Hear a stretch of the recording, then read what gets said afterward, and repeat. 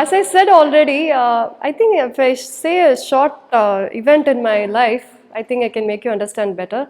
As I said, I always wanted to contribute my best to the society. That has ever the thought that I ever remember. So I, got into a medical college because I thought that is one field where I can contribute, where I can help people. So, I was young. I didn't know about IAS much at that time. The only thing I thought, if I want to help people, then, at that time only doctor stays in your mind, that's what comes to my mind. So I became a doctor. Then there was this one particular time, during my internship that, I had this experience. It was my first few days of internship and I was in a medical ward. I was doing my medical internship. I was taking care of the female ward. I was the intern in the female ward and I had a postgraduate who was supervising my training. And suddenly it was night time and suddenly a 15-year-old cardiac patient collapsed. She had just got admitted 2 days earlier. She collapsed. And my postgraduate immediately went to resuscitate her. And he asked me to get a laryngoscope. Laryngoscope is an instrument that, you put it in the mouth to keep the airway open so that you can send in oxygen and, revive the patient. So each ward is supposed to have a laryngoscope as per the government, indent or whatever. Each ward is supposed to have a laryngoscope. But unfortunately, my ward didn't have one. So my postgraduate student asked me to go run and bring a laryngoscope from anywhere. So I went running ward after ward. There are 7 wards, 7 units, so we have 7 different medical wards. I went ward after ward. I think I found the laryngoscope only in the 6th ward. And I, took the laryngoscope, came running back. But by the time I came back, the girl had passed away. And it's not something that, it's not a very unusual thing that death happens in the hospital, but that was the first death under my care. So it emotionally affected me. I was young and I became angry. I was like, why? You said there is a laryngoscope that should be there in every ward. Why is that there is no laryngoscope even after running for 6 wards? So he said, that's how the system is. This is a government hospital. What do you expect? But as far as I know, that government hospital is one of the top government hospitals, the largest in Asia. That's where I was working. And if this hospital didn't have a laryngoscope, why is it so? I mean, I think we should represent this to the dean. And postgraduate also lost it and he said, see, this is how the system, you can't go and change. Your doctor, you do your treatment, do not go into such things. But that made me think, like, why is government like this? And if I'm, and again, I saw poverty. I saw poor patients, in a government setup and being the, the tertiary setup that is there, people come all over all over South India actually, especially from Andhra and also from the slums of Chennai. I see people coming, malnourished children. What affects me most is the malnourished children. When I see them, you should see malnourished children on your own to feel that pinch of poverty. Only when you see that, it really moves you. Poverty comes and bites you when you see a malnourished malnourished child. So when I saw that, I felt that if I'm going to sit on this side of the table, I can only treat when a child gets malnourished and then comes to me. But if I want to prevent it, then I think I should do something more. And by that time, I had, acquired a little bit of worldly knowledge, and there was a tsunami that affected, Tamil Nadu, and I heard of this great IAS officer, Mr. Radhakrishnan, who did an amazing work in that tsunami relief work. So I was inspired by that incident. So that tsunami was again a tsunami in my own life. It was a big wave that changed my attitude. I thought, my space and my area of work can expand if I move out of medicine. That was a thought. Not that I didn't like medicine, I still have a great passion for my field as a doctor. But as I said, I could expand my area of, intervention. So that motivated me to become an IAS officer, and my husband and I were just college kids back then, so we both decided to prepare together.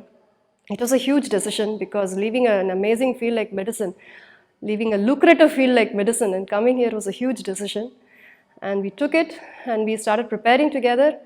Luckily, I just have to mention that I was fortunate enough to get through the first attempt. My husband wasn't so he got into foreign service initially, but he had to give it up because foreign service and IAS might not be compatible.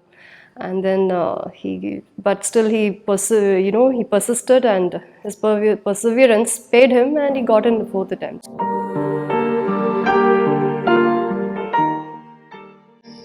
We took coaching in Delhi, and because they said Delhi gives a different perspective when it comes to IAS preparation, and because we were not exposed to anybody who was prepared before in our family or in a close circle, so we went there.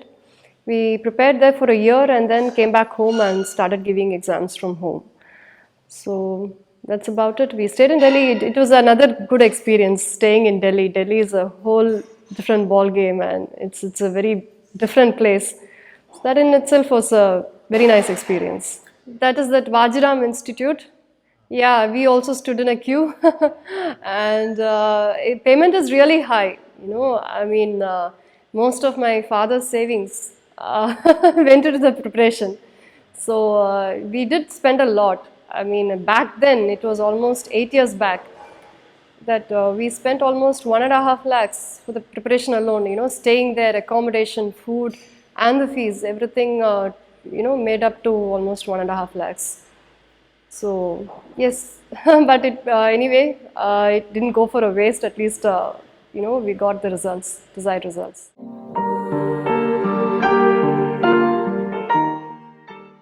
Again, just like you asked me about my name, I think the board also found it interesting and asked me about my name. That was the first question.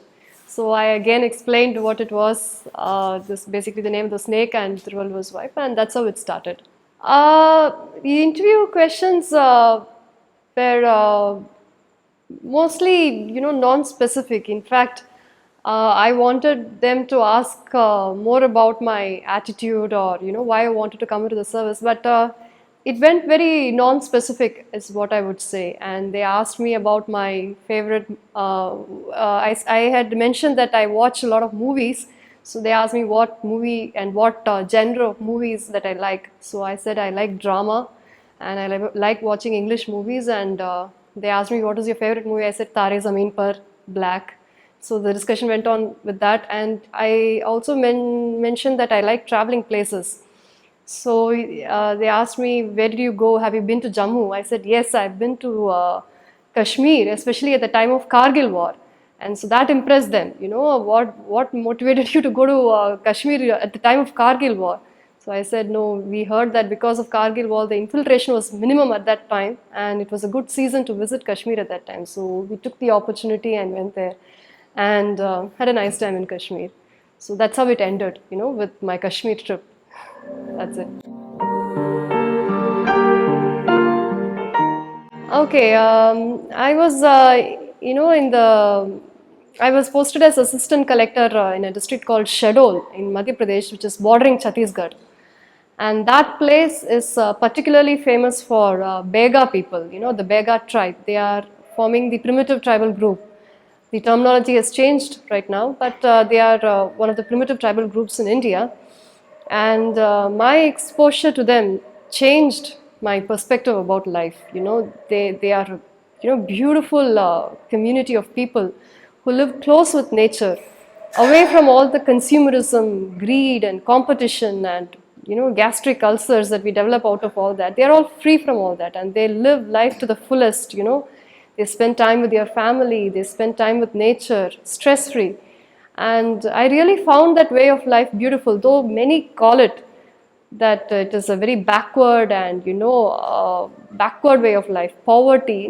They are not poor people. In my opinion, they are really rich people. They don't have anything, but they have everything, But sometimes I feel we have everything, but we have nothing. So that way, I really fell in love with those people.